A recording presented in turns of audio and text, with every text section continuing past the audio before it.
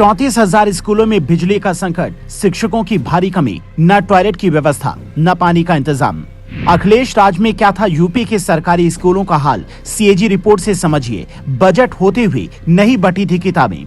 योगी ने कैसे बदली तस्वीर, क्या है ऑपरेशन कायाकल्प जिसने ब्लैक बोर्ड की जगह लगवाए स्मार्ट बोर्ड, सुने किस्सा। ये वीडियो सोशल मीडिया पर तेजी से वायरल है, जिसके जरिए दावा किया जा रहा है कि हरदोई के एक सरकारी स्कूल में बच्चों को सूखा चावल मिड डे मील में दिया जाता रहा है। इसके जरिए सपा से लेकर कांग्रेस तक योगी सरकार को घेर रही है, जिसकी शिकायत ऊपर तक पहुंची तो 2 शिक्षकों को सस्पेंड कर दिया गया। लेकिन सवाल है कि क्या यूपी के बाकी स्कूलों की हालत भी ऐसी ही है, या फिर सियासत की खातिर शिक्षा का राग छोड़कर अखिलेश ने बड़ी गलती कर दी है। क्योंकि आंकड़े बताते हैं कि विदेश से पढ़कर लौटे अखिलेश यादव अपने राज्य में सरकारी स्कूलों की हालत को लेकर कभी सजग नहीं रहे। प्रदेश सरकार के द्वारा किसी भी परिषदीय सरकारी विद्यालय को बंद करने का निर्णय नहीं लिया गया। वर्तमान में जितने भी हमारे सरकारी परिषदीय विद्यालय हैं, सभी विद्यालय संचालित हैं।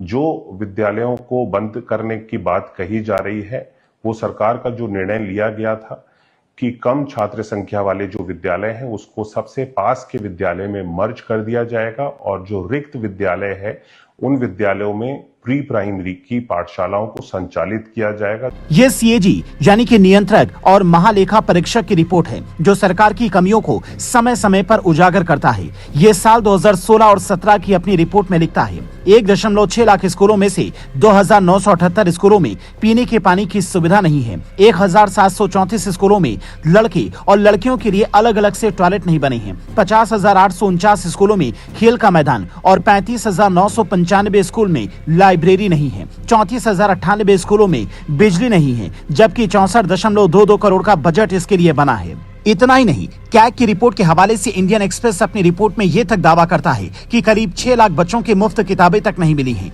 जबकि शिक्षा का अधिकार अधिनियम के तहत ये उनका हक था और इसके लिए बजट की भी कमी नहीं थी। तो फिर सवाल ये कि क्या बजट कोई खा गया, या फिर छात्रों के हितों की चिंता सत्ता में रहते वक्त नहीं थी और अब विपक्ष में जाते ही अखिलेश को पीडीए के जरिए पिछड़े, वंचित और गरीब स्टूडेंट्स की याद आने लगी है, ताकि उनके जरिए 2027 का सत्ताधीश बन सके। क्योंकि अखिलेश यादव को अगर सरकारी स्कूल से इतना ही प्रेम होता तो फिर वो मध्य प्रदेश का मुद्दा जरूर उठाते, जहां मोहन यादव की सरकार में भारी संख्या में स्कूलों का विलय हुआ है।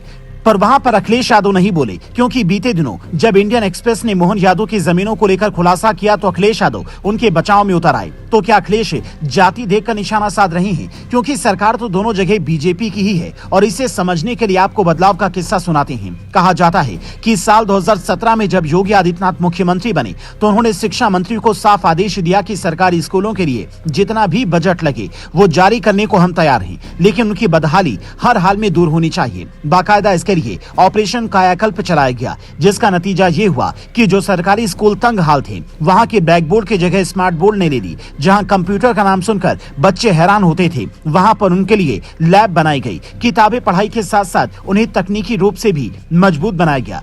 शिक्षकों की कमी से लेकर इंफ्रास्ट्रक्चर तक की अव्यवस्था को दूर किया गया। कई ऐसे मॉडल स्कूल तैयार हुए जिनकी तस्वीर प्राइवेट स्कूल वालों को भी दंग कर देती है। और आप शायद ये तस्वीर देखकर हैरान रह जाएं कि बिजनौर के सरकारी स्कूल के बच्चे अपनी टीचर्स के साथ मिलकर विटामिन वाला QR कोड और ग्रीन पाठशाला तक बना रही हैं।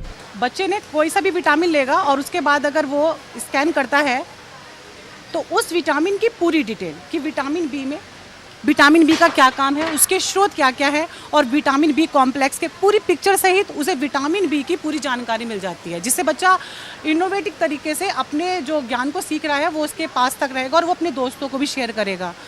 यानी तय आपको करना है कि सियासत की खातिर शिक्षा पर उठ रहे सवाल को सच मानना है, या फिर सरकारी स्कूलों में पढ़ने वाले बच्चों और वहां पर पढ़ाने वाले शिक्षकों के साथ साथ वहां की रियल तस्वीर देखकर सच समझना है।